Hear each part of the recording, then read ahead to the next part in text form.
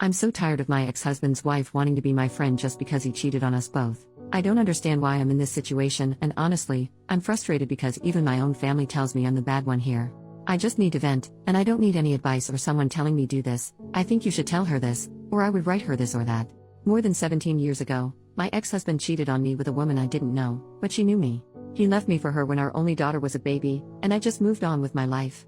I was never going to fight for a man who makes immature decisions without thinking about the consequences.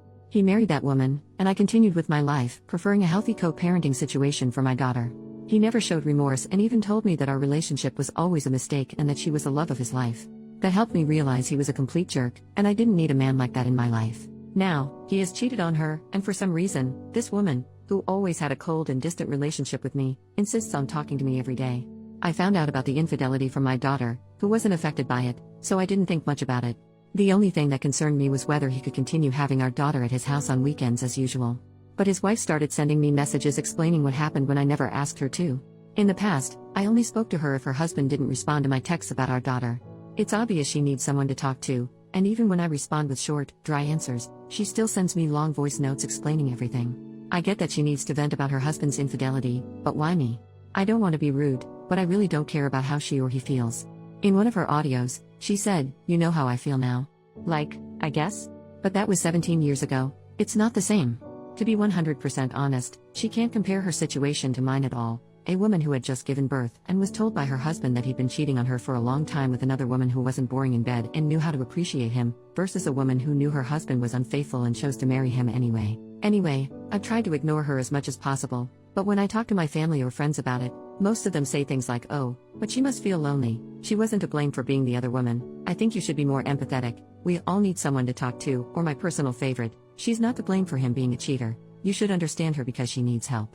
I understand that she isn't to blame and that he's the cheater, but she, a fully grown adult at the time, chose to marry a man she knew was cheating on his pregnant wife. So why should I be responsible for helping her when she never told me, "Hey, your husband is sleeping with me, and that's really messed up because he's married to you"?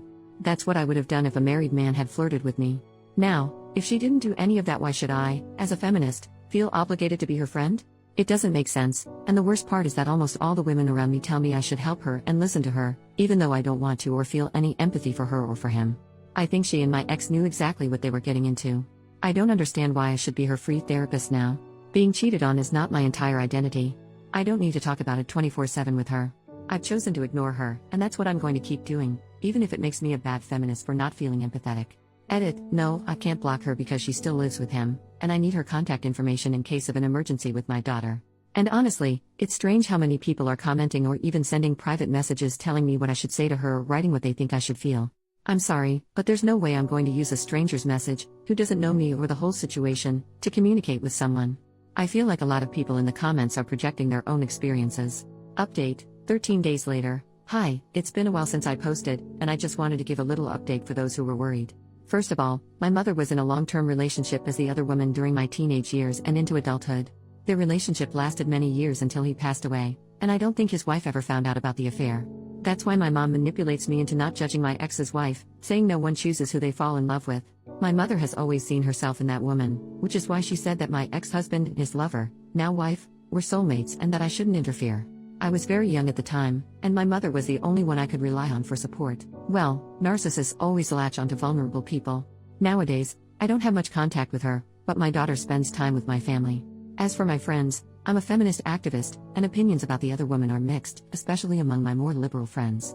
Often, judging the other woman is seen as misogynistic, with people saying they're single. It's the man who's at fault, and we need to show solidarity with other women.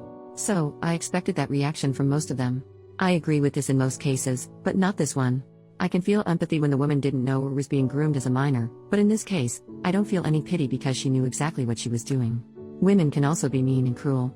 Women can also choose to be the villains in a story without being manipulated because we are not weak, and my ex's wife is that kind of woman. No one forced her into anything. Sorry if that explanation was unnecessary, but there were people who didn't understand my family's and friends' behavior, and it feels good to vent. I ended up speaking with my ex's wife because, a few days ago, I had an incredibly stressful day, and the last thing I needed was to see her messages on WhatsApp. I exploded. I had planned to continue ignoring her, but that day, I was upset about work, and I ended up telling her everything. I sent her a voice note explaining that I am not interested in her life or her suffering. I told her that we are not friends, and I don't want to be. She never apologized to me, and now she expects me to bond with her over being cheated on by the same man. I said other things too, and while I wish I could post the voice notes here, they were over 5 minutes of me telling her that our situations are not the same. It was probably the greatest catharsis I've ever had. She got upset, and we argued. It was exhausting, and the last thing I want is conflict after 17 years of peaceful co-parenting. I know they won't get divorced, which means she'll remain in my life, so I sent my ex a message with one of her voice notes. I went through them all, and she never once apologized. Not that I need her apology, I don't care, but people asked. The messages were just complaints and attempts to have me join her in venting about him or being her unpaid therapist. I told my ex he needed to tell his wife to back off and see a therapist. He apologized and said they're working on their marriage, and she's still feeling angry and insecure, obviously. Since I went through the same thing, she felt we could bond over it. He mentioned that they started attending online workshops run by some couple teaching people how to get over infidelity. Sometimes I'm envious of people who can scam others so easily. I told him that I am not friends with her, and this is affecting our co-parenting. He needed to put a stop to it if she didn't understand my words. He reluctantly agreed to speak to her, and I've gone 3 days without hearing from her, except for a message today telling me that my daughter was asleep at their house. I guess it worked. I don't care whether they have a happy or miserable marriage. I don't care if she's happy knowing he cheated on her but stayed. I just want to live in peace without dealing with people in their 40s who still act like they're in high school.